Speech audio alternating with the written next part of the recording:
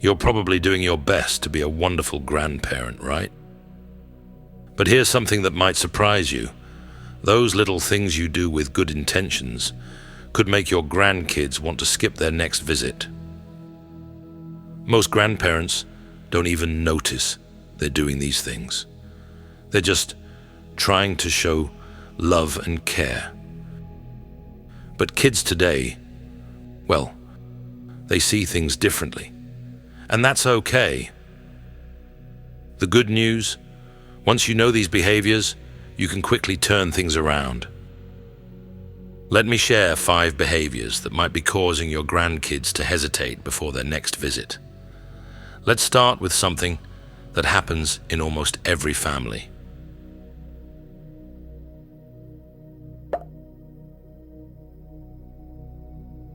Constantly criticizing or correcting. You know that moment when your grandchild shows up wearing something that makes you cringe? Maybe it's ripped jeans or a wild hairstyle. Your first instinct might be to point it out. Stop right there. Here's why this matters so much. Every time you correct your grandkids, their clothes, their speech, their manners, you're not just fixing something. You're sending them a message. You're not good enough as you are. Last week, I heard from 15-year-old Sarah. She said, "I stopped going to grandma's because she always finds something wrong with me. My hair's too blue, my shorts are too short, and I say like too much. It just makes me feel bad." Your grandkids already have parents to guide and correct them. What they need from you is different.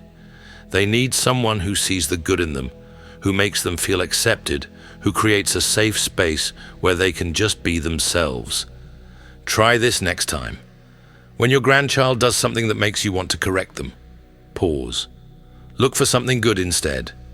Maybe they're showing creativity with that unusual outfit. Maybe they're building confidence by trying new things. The magic happens when you shift from correction to connection.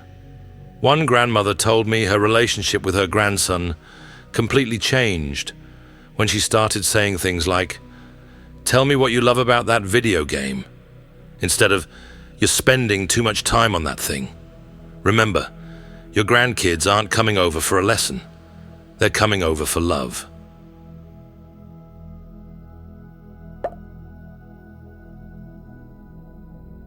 Ignoring their interests. What's that game you're playing? These 5 words from a grandfather changed everything. His 12-year-old grandson, Jake, looked up, shocked. For months, he'd been glued to his tablet during visits, and his grandfather finally decided to peek into his world. You see this all the time. Grandkids are absorbed in their phones, playing games you don't understand, talking about TikToks that seem silly. It's tempting to shake your head and stick to what you know. Baking cookies, playing cards, telling stories about the good old days.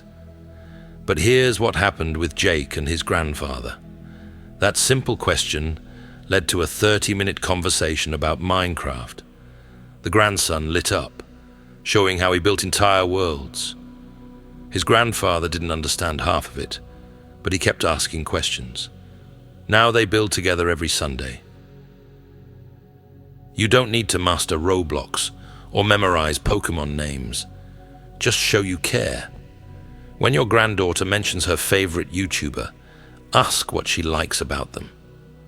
When your grandson talks about his new game, let him teach you one small thing about it. One grandmother shared, "I used to feel lost when my grandkids talked about their interests. Now I just say, 'Show me.' They love being the expert, and I learn something new every time." The connection happens in those small moments of curiosity. Your grandkids aren't expecting you to become a gaming pro or social media expert. They just want to know that what matters to them matters to you too.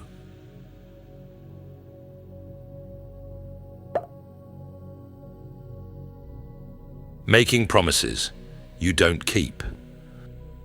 When you tell your grandchild, next time, or later, or soon, those words stick. Kids track promises like they're counting gold stars. That casual, "we'll build that model airplane when you visit," becomes the only thing they think about all week. I talked to a mum whose son kept a list of grandpa's someday plans. Things his grandfather had promised but never done. The park visit, the fishing trip, the bike ride. Each forgotten promise left a tiny crack in their relationship. Here's what works. Say exactly what you mean. If you're not sure about that zoo trip, try, "I'd love to take you to the zoo.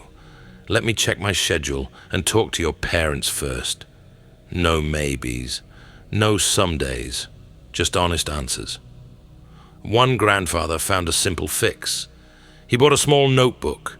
Every time he promised something to his grandkids, he wrote it down. Not just the big things like special outings, but small stuff too. Reading a particular story, playing their favorite game, making those special pancakes. Your word is your bond with these kids. They're counting on you. Not for grand gestures, but for those small moments you've promised. Keep your word, and you'll keep their trust.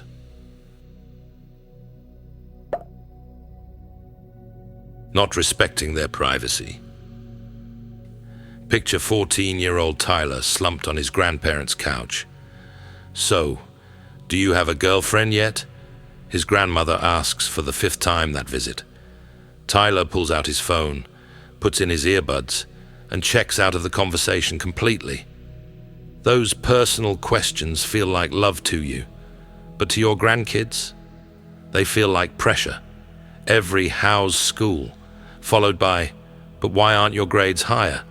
Every peek at their phone over their shoulder. Every comment about their friends, their clothes, their life choices. It all adds up. A mum recently told me about her daughter Maya.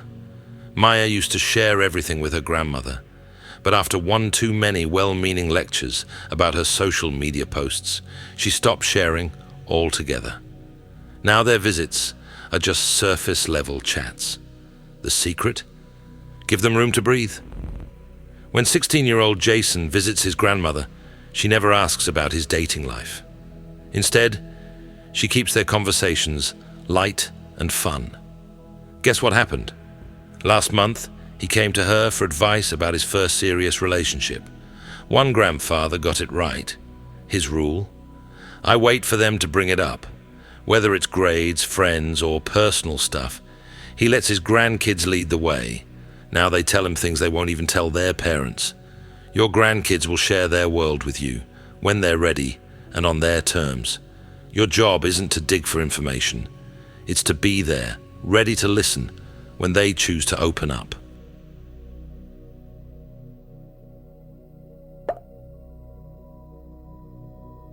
Oversharing or over-interfering. Your grandkids come to you for fun, for comfort, for those special moments that make being a grandkid magical. But when you fill those moments with grown-up problems, money troubles, health worries, family conflicts, you're putting weight on their young shoulders. Take it from Rachel, who stopped bringing her kids to visit their grandfather.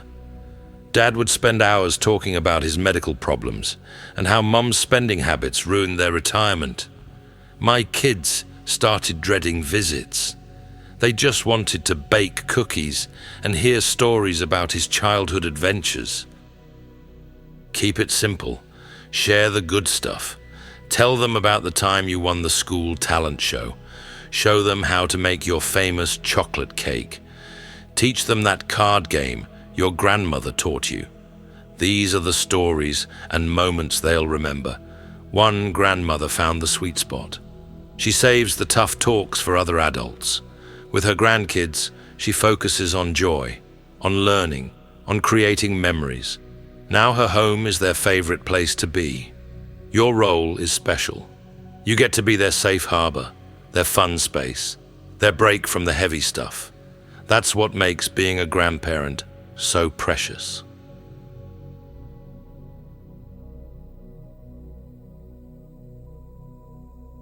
So here's what it comes down to. Your grandkids want to spend time with you.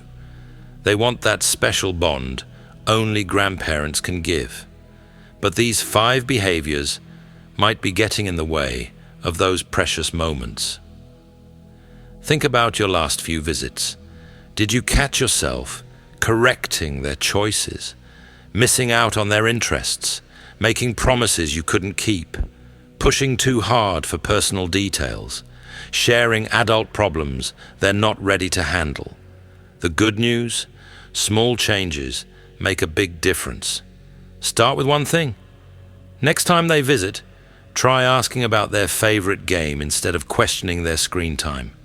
Watch how they light up when you show interest in their world. This isn't about being a perfect grandparent. It's about creating a space where your grandkids feel loved, accepted, and comfortable just being themselves. You've got this. And if you found this helpful, share it with other grandparents who want stronger bonds with their grandkids. Drop a comment below about which of these hit home for you. Don't forget to subscribe for more family tips that really work. Thanks for watching. See you in the next video.